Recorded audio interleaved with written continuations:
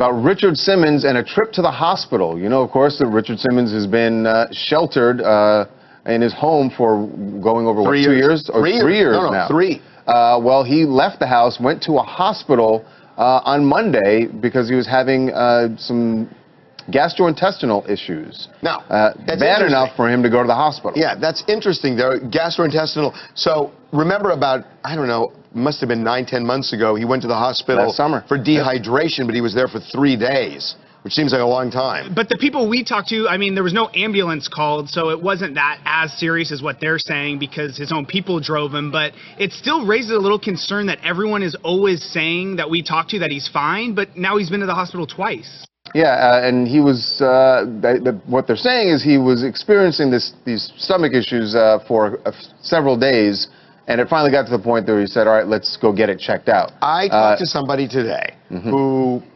interacts with Richard Simmons and insisted, and this is not the first phone call, that he is fine, that it is his choice, that he just decided this is the way he wants to live, and he doesn't want to keep that persona that he had before going. He's just sick of it, and made the decision. You mean he doesn't want to dye his hair purple and go out and which go was like his that stock anymore? and trade, which is what he seemed to love. He's just done with it, and you know, it's like, well, the thing that's weird to me is you could be done with it and then just pull it back and still go out. But it's almost like it seems like he's afraid that people won't accept him just not doing all of that, like toned down Richard Simmons. He's just done, but they said he is fine, and they couldn't stress it enough that he's absolutely. They said fine. Come back, Richard.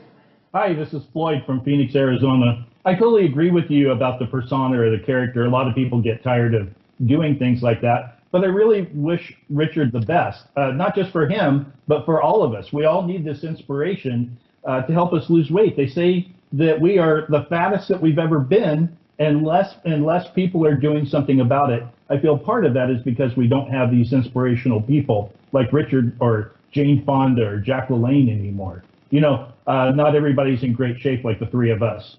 You know what? That's exactly. Good point, but Floyd. That's actually interesting that you said that. That's really interesting because he's right. When you look at Richard Simmons, Jack LaLanne, but it's different now. Those were iconic people. Who are those people? They were, now? but there are Who people are like those that. people? Well, the problem is now that there's social media, and there are hundreds of people like that. Thousands of these. There are more of these people now than ever because of Instagram. But who shines? Whoever has the hottest photos. Yeah, honestly, butt models. There's a ton of them. But you know, can I tell you something? There is a difference between a 23-year-old butt model and somebody like Jack LaLanne, who was in his 60s, who started inspiring people. Somebody like Jane Fonda, who did that well into, you know, later years. It's true when you think about our friend? Richard. What about our friend Tiana Taylor? Yeah, but the thing is, how old is Tiana Taylor?